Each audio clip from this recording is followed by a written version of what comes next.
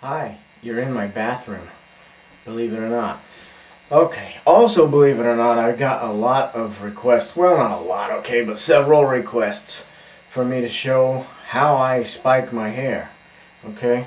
Now I don't like to plug people's products, but just for the sake of helping you out if you need some help in this department, here's what I use. As you can see, I use a lot of it.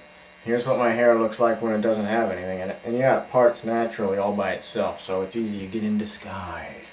Okay, so what I do is I use this stuff on my hair when it's dry. Okay? You can use it when your hair is wet too, but I find it's harder to work with because my hair gets real heavy when it's wet. So I start with a lot of this stuff. Okay, see? I get like a whole handful of it. You see that? Alright. And then, basically, I just slick my hair with it. See, that's not even enough already. It's completely clean, so I don't have any of this at all in there. Usually after a week or so of building it up, it's dang near impossible not to spike it. Okay, so what I do is, I just load the heck out of it with this stuff. Get it all over it. And then as you can see, I'm like washing it up from the back. That's going to get my spikes out in the back. Now I don't usually take a lot of time to spike it, you know what I mean? I just kind of just put this stuff in there and then let it do its thing.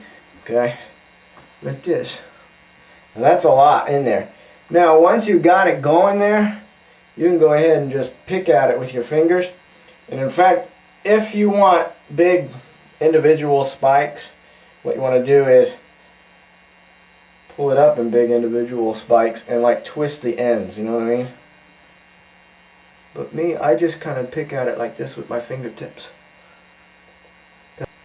Now you can see it's pretty heavy and it wants to fall down. As it dries though, that's going to make it easier for you to do this with your hair. So I'm going to sit like this instead of looking at the camera. See? It really is that easy, man. Hope that answers the questions that people have sent me about how to do this. I'm going to stop right here and instead of burning up a lot of video for you to sit here and watch me pull at my hair, I'm going to shut it off and then come back to it and show you it later, you know, after I dry it a little bit. Alright, here it is after I took a blow dryer to it. And since my hair is getting so long and wants to fall over when it's soaked with that stuff, because I got to use a lot of it to get it good and sharp, but it wants to fall over because it's so long. So what I did this time that I found worked pretty well was I hung my head upside down while I used the blow dryer. I just have bent at the waist and just blow the hell out of it, right? Oops, that's supposed to be family safe. I should have said heck. Sorry about that. Strike that part. Anyway. And that really is how I do it. I usually don't put a lot of time into my hair. I just let it do what it wants to do. And now being on video, though, you know, I'm trying to do my best and to be a good model. And so what do you think? Am I glamorous? Yes? No? Well, guess what else I do? To make sure it lasts and lasts and lasts, I also use this. Now, it's still masked from last time I made a video about this, which didn't make the cut to Hedge TV because I didn't think anybody would want to see it. But it's the same brand. It's got to be. Yeah, I'm plugging somebody's product, which just drives me up the wall and makes my butt itch. But this Screaming Hold hairspray made my hair so sharp and spiky that it hurt to put my bike helmet on. Okay? For real. In fact, a couple of times I just decided not to wear my helmet. I always wear my helmet.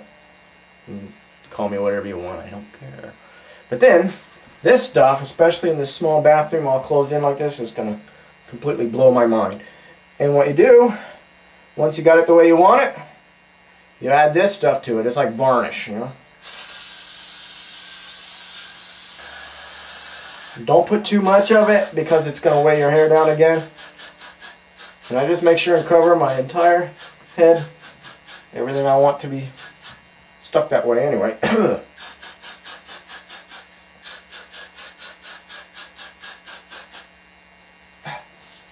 feel it drying all over my arms and everything. And then, there you go. And you got your hair spiked. Really, the only way I've made any progress at all with this stuff is to experiment. So, if you're not incredibly concerned about how your hair's going to look, go ahead and just play with it, experiment, and see what you get. And it washes right out real easy, so that you can just do it again later. You can see my spikes are kind of leaning over, but the stuff isn't dry yet, but it's already kind of hard. Let's blast it with hot air.